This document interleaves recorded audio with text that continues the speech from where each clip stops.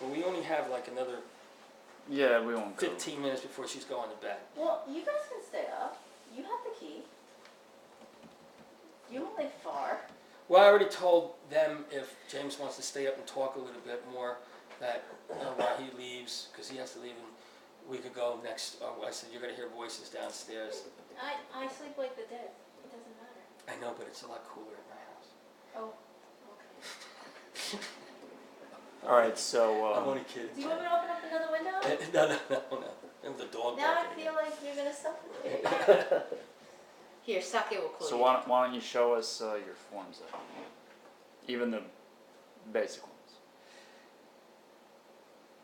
My form work is well, I do show you guys the forms when I'm doing it with you. But just a little bit. You just do like a couple. Well, there are times when I've done forms with Ben.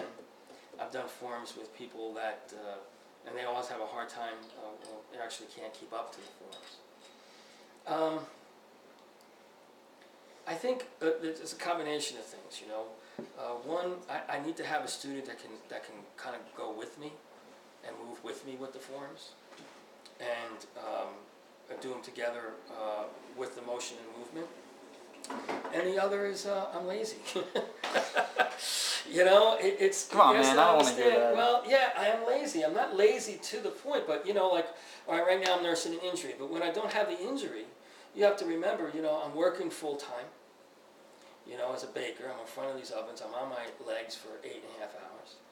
Then I come home, I train for an hour or so. Then I get up and I train again. Then I come to teach. You know, it's kind of boring. You know, having to do a form, you know, next to somebody that, you know, I'm critiquing their movements and stuff like that. It depends on where they're at. Like, I would do a form with you, you know, if I'm feeling good that day. But it's tiring. It'd be different if I was just teaching full time, I think. You know, physically just being able to teach. Then I would love to have a school, but obviously because of the way I teach, that hasn't happened. I'm working on that. Obviously, I'm going to have to open up a business. And the business will have all these other activities going on in health and nutrition, whatever it may be.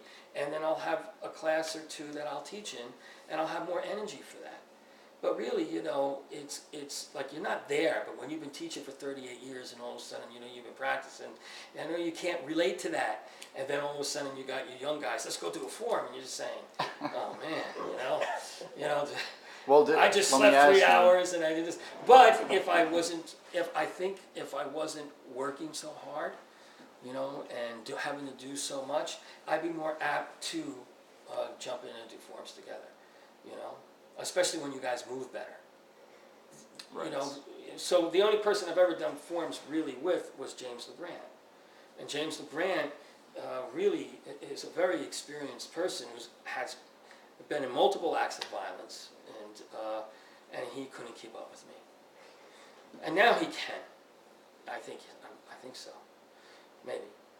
But, because my timing's different. So it's not about, you know, of course you guys are more youthful than me and have more energy in that way. Well, it's different when we have to follow as opposed to just doing it. Oh, no, just do.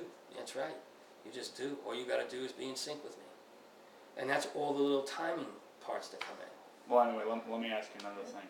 Are you getting at all tired of the martial arts? Bored of it? No.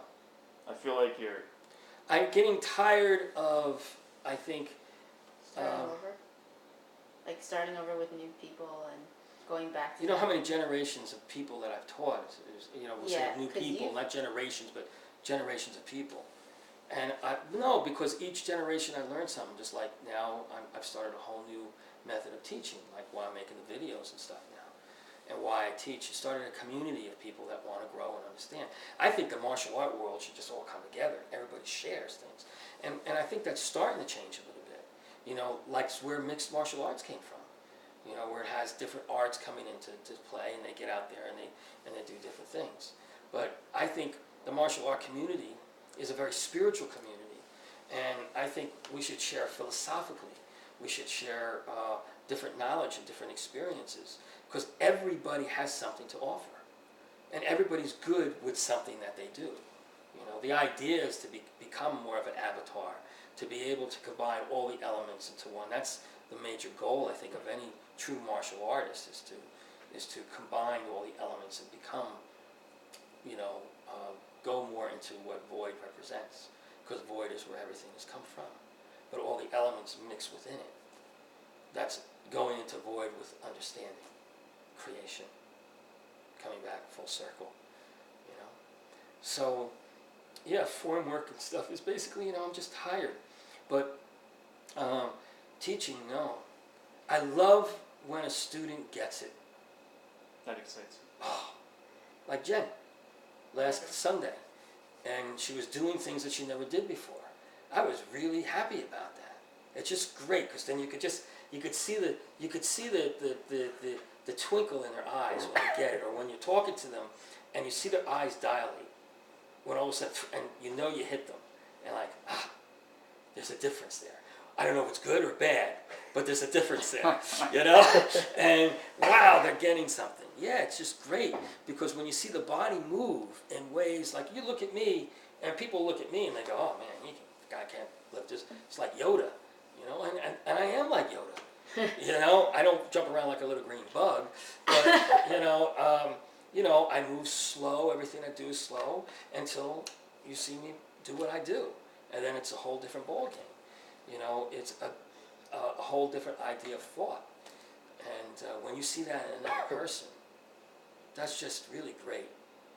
To see the body come to life because the mind comes to life. It's a whole different concept of motion and movement that they're actually able to perform. You ask any old Sifu that's out of shape, which I've seen many times, and they get out there and they still do the same stuff that they did when they were 19 years old. It's just that they wake up the next day wishing they didn't do it. Because their mind says, go, and they can do it. It's there. Their body may be saying, man, what the heck are you doing today? So, you got to keep your body in tune. You got to keep it in shape. You got to keep going. You got to keep the energies moving, in order to keep performing. And the older Sifus that are much older than I am, and the ones that I know, they still perform as they did when they were. I can't keep up with them, because it's in their realm, like Chen Yin is an example, who's now, I believe, probably in his 80s, just amazing. So, yeah, James, it's just that I'm tired, I'm just tired of working, 6-7 days a week, and then teaching, and then You gotta get that training. school open. Yeah, one day, but I have to stay committed to the way that I teach. I have to practice what I preach, And now I've learned that there are ways to open up a school, but you have to have other things surrounding it to teach. I know that I could never ever make a living teaching the way that I teach, because teaching what I mean close to the bone, what reality is just really a personal journey, and most people don't want to take that. They take it at certain phases throughout their life, but they move on. So being true to what you teach, practicing what you preach is a different ballgame.